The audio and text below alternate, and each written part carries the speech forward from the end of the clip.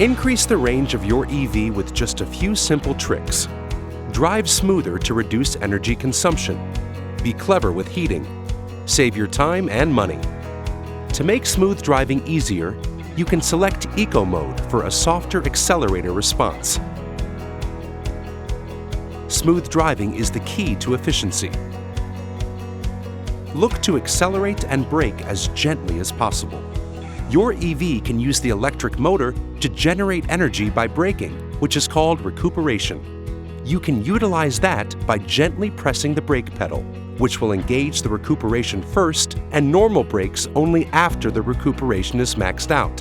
For maximum efficiency, try to predict the situation ahead as much as possible and maximize the use of the coast function. There is also the Eco Driving Assist, which adjusts the recuperation depending on the conditions and speed limits, so you can drive without even touching the brake.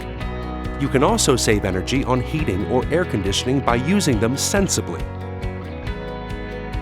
Use the My Škoda app to preset the temperature and let the car heat up while still on the charger. This way, you won't spend energy heating the car on the go.